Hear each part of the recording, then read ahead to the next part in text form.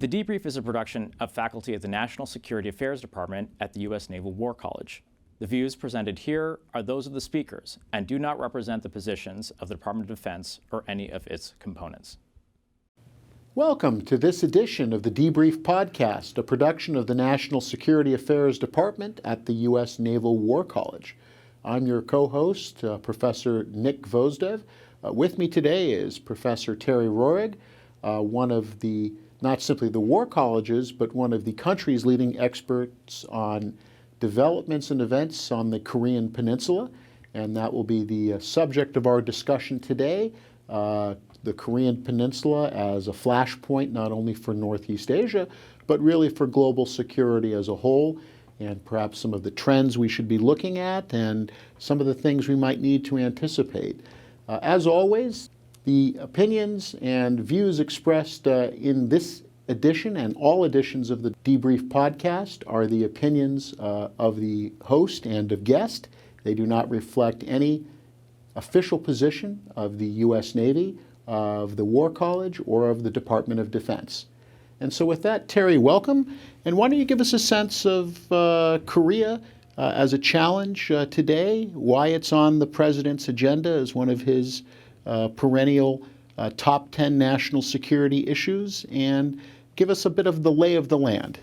Sure. And I think, of course, first and foremost, you go to nuclear weapons and ballistic missiles, as North Korea has been testing and growing its nuclear and missile capabilities over the years. An important element because they have now at least tested and demonstrated the ability to reach the United States with a ballistic missile. Some question about whether they've actually been able to arm it with, or could arm it with, a nuclear warhead.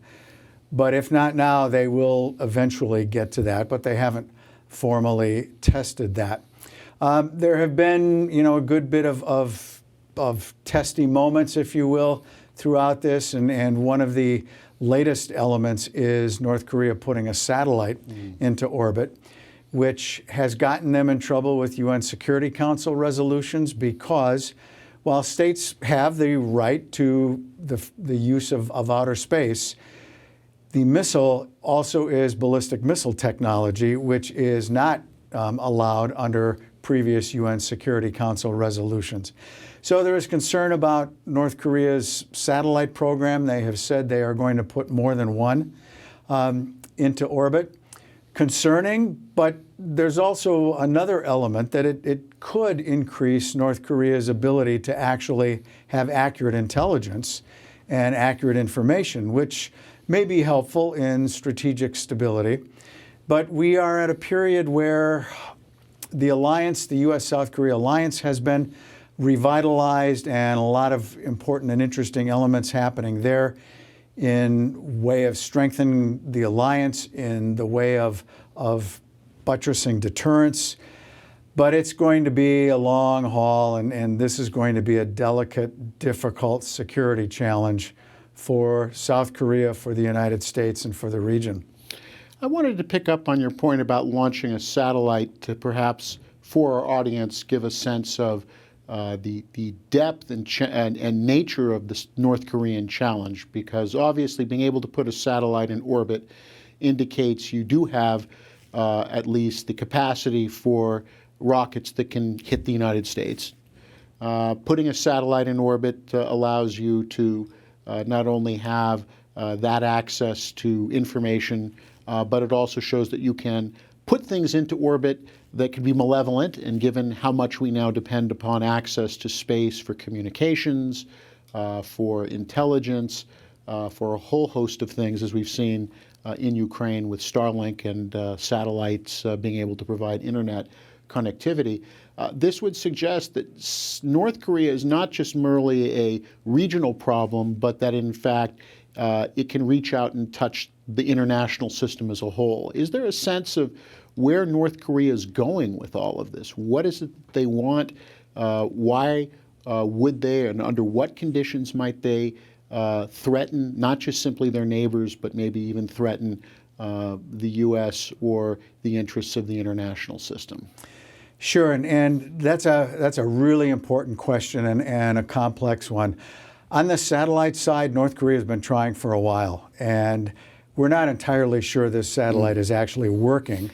They have said that they have pictures of various bases and other things, but that's not necessarily confirmed. It's not clear entirely how good of resolution these photos are. But to perhaps the broader element of your question, which is really the crucial question here, is what is North Korea's end game in all of this? And you have a debate, I think, to some degree about what this end game may be. On the one hand, there is still largely an argument that it's about deterrence, that North Korea is trying to make sure that the regime survives, that it has the ultimate weapon system to ensure that that regime cannot be taken out. But there are others who argue that North Korea may in fact have more offensive intentions. Now, last June, there was an interesting portion of a national intelligence estimate declassified and released that argued North Korea is unlikely to be solely happy with deterrence only. It's also not likely to conduct any sort of major offensive operation, think nuclear first strike or something along those lines, but that the bigger danger may be something in the middle in regards to intimidation and coercion with its nuclear capability as perhaps a backstop. Now, coercion towards what?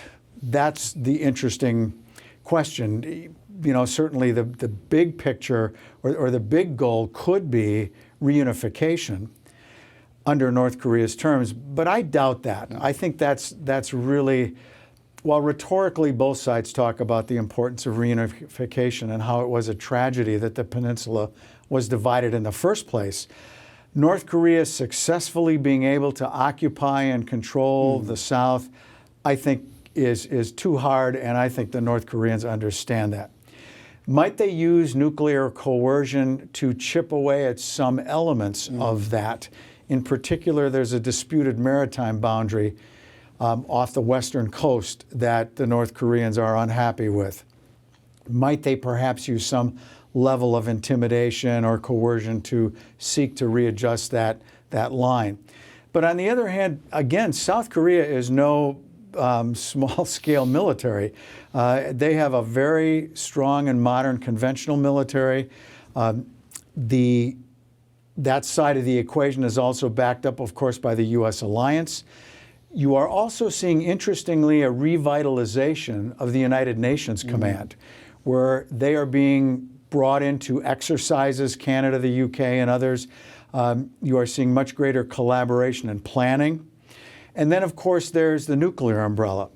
And so when you put all those things together, North Korea would be facing an awful lot of military capability if it sought to try to challenge deterrence on the peninsula. And I think they understand that the equation is not in their favor.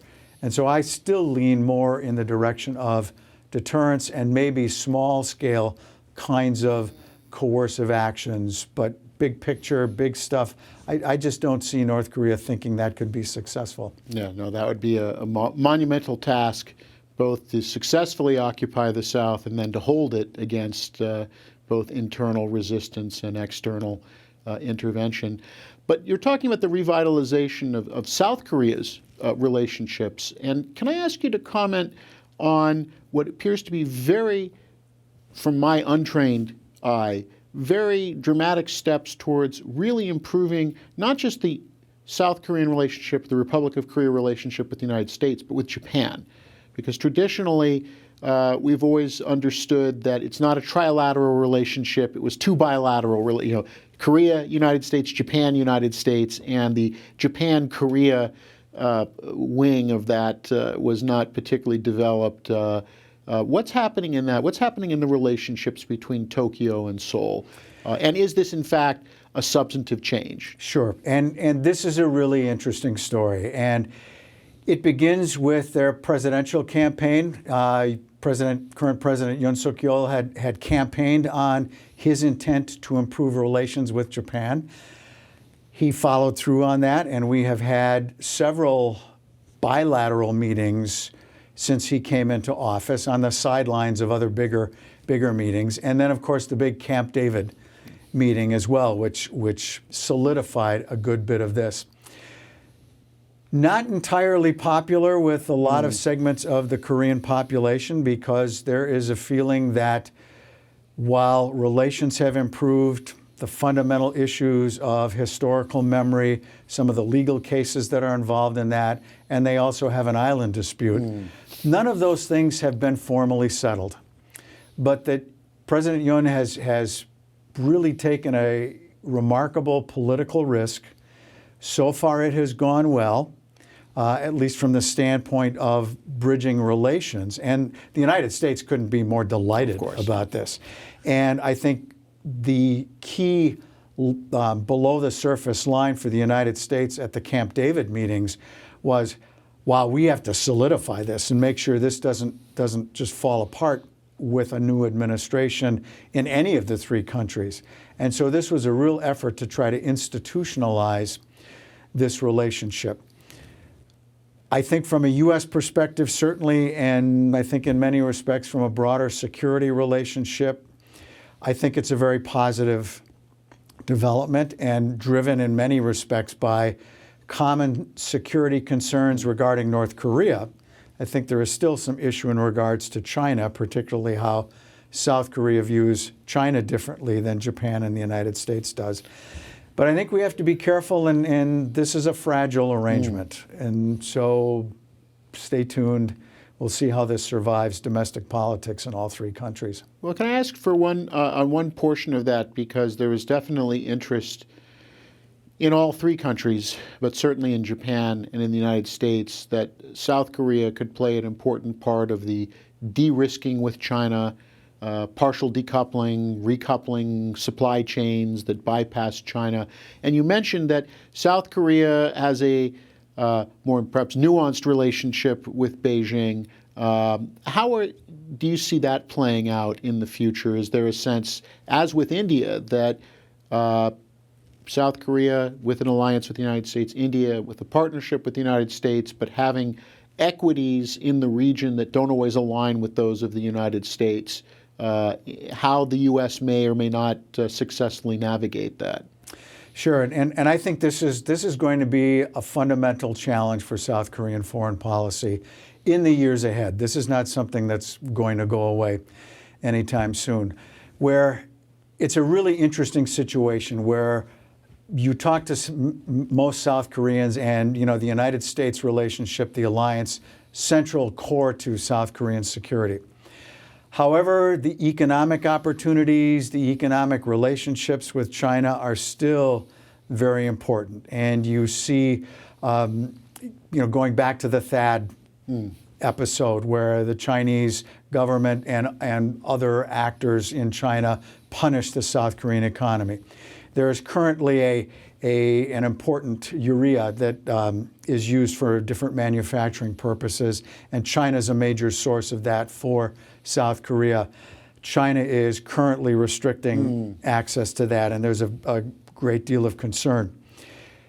You see, very interestingly, negative public opinion against China increasing in South Korea, particularly among the young kids in South Korea, which speaks very interestingly again towards the future, that this is not just something that may be short term, but yet all of that still has an overlay of the economic importance that China has for South Korea. But you've seen South Korea make a great effort to try to de-risk. I think decouple is just too difficult, and even for the United States, we can't decouple either. That makes this so different than the previous Cold War, if you will. But you see, though, that South Korea has, the previous administration under Moon Jae-in had made a significant effort to reach out to Southeast Asia and build economic ties, reach out to India. The current administration is continuing that, but also a major effort in Europe. And you see, Yoon just came back from a major meeting in the UK and France, partly to try to sell the ability to get the World Expo to Busan, South Korea, which did not succeed. But nonetheless, really making a major effort to try to reach out to European partners as well. Yun being invited to the NATO summits most recently and the G7, also parts of trying to broaden South Korea's economic ties, because unfortunately the South Korean economy is not doing well. And so they are really looking to try to beef up some of these different relationships globally, which I think is a really interesting part of South Korea's foreign policy. But that China piece is going to still be an issue. Of course. But one of the things that what you were just mentioning now, which I think is a fascinating development, which is we used to talk about the West plus Japan, right? The G7, NATO, and that now there does seem to be, both on the part of South Korea, but also in the part of the United States and its allies, to really try to elevate South Korea as, whether we talk about a G7 becoming a D10, we talk about NATO cooperating more closely with Japan and with Korea, but also the idea, too, that South Korea has more soft power these days. It's music, it's some of its films and television programs which are hitting a world stage. Does the South Korean government have a sense of these tools of statecraft, so economic, soft power, culture, as something that they're embracing, that having more Americans, for instance, are familiar with a whole variety of Korean musical groups that then make our top 10, so on and so forth? Is that part of their approach to the world now of getting South Korea sort of seen on this global stage, not just as a Northeast Asian state? Sure, and I think absolutely the government, the country is well aware of the appeal for K-pop. I mean, across the board, music, movies, et cetera, and has had an amazing impact in that particular realm. And so I think there is an effort to try to promote that and such. I think also another interesting element of this is when you look at a lot of the different arrangements and meetings and the joint statements that come out of this, South Korea is often ranked very highly as an innovation economy. And so you think of, the Camp David summit and other meetings, and while there's going to be a lot of sort of hard security alliance kinds of measures in those joint statements, there are also many different economic, research, and innovation technology kinds of initiatives that are also part of this. And South Korea is a great partner for that in many respects, and it's also a good tool for South Korea to be able to increase its interests. And I think you're seeing sort of a reciprocal movement here of how South Korea is reaching out to Europe, but Europe's also coming to South Korea. Just in South Korea a couple of months ago, and a major EU conference going on with South Korean think tanks to try to build those kinds of relationships from their angle to be able to construct these kinds of partnerships from an economic standpoint in particular. But for Korea, there's also going to be a security element to this as well. Maybe just to wrap up our conversation and to bringing it back to China, as China sees all these developments, they see a revitalized alliance relationship with the U.S., South Korea reaching out, being part of potentially a de-risking strategy. How does then the government in Beijing consider or reconsider the value of its relationship with Pyongyang, with the North? Does this incentivize China to ensure that the North, going back to the start of our conversation, that the North has and can maintain these deterrent capabilities? Because 2 decades ago, the optimism is that we could have some sort of soft landing. China would help North Korea soft land in a way that would sort of end the nuclear program and might even lead to, if not actual reunification, some sort of soft reunification between North and South. Does China still think that in terms today, or are they now, is Xi Jinping got a version of Mitterrand's comment about Germany that he loves Korea so much that he thinks there should be 2 of them forever?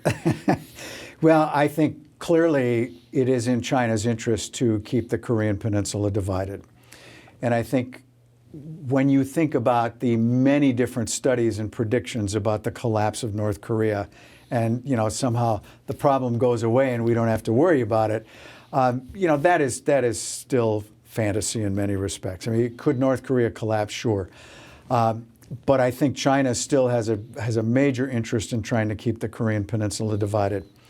But with that said, I think we sometimes simplify that relationship far too quickly and in far too basic terms.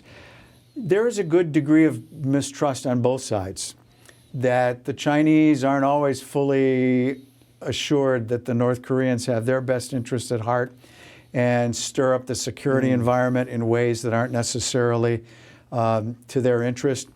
For example, if North Korea has conducted 6 nuclear tests, we've been waiting for a 7th for well over a year now. Why is a good question, or why not? But if North Korea were to test a nuclear weapon, China would not be happy with that, because that's right on their border. Yeah. There's a lot of danger that goes badly and blows into China, and the Chinese public would likely get wound up about that as well, which is not in the CCP's interest to see that happen. I think, also North Korea is concerned about their economic dependence on China and what kinds of leverage that generates. Yeah. Why I think the other interesting piece here is the Russia-North Korea relationship. Kim has reached out to Russia on a number of different occasions, and my sense is Putin's been, yeah, okay, but no thanks. But now it's a different story because he needs North Korean ammunition. Of course, there are reports that hasn't gone very well. A lot of gun barrels that have blown up because of poor quality North Korean munitions. But I think part of North Korea's calculus here is that if it can curry favor and get a greater degree of cooperation politically, economically from the Russians, that helps give them 2 partners now that they may be able to leverage to reduce some of their dependence on China. But we'll see how that trilateral relationship goes. I'm a little hesitant about some of the predictions that this is going to get to be a really close trilateral relationship, but we'll have to see. It's not great news, but on the other hand, let's wait and see. Well, thank you, Terry. I think you've sketched out that the Korean Peninsula, far from being a frozen conflict and static environment, is very dynamic. A lot of things in play, and that things that are happening in other parts of the world are intersecting with what happens there. So very much thank you for giving us this overview, and for everyone to kind of see how the Korean Peninsula fits into the jigsaw puzzle that is international security. So with that, thank you for joining us on this edition of the Debrief podcast.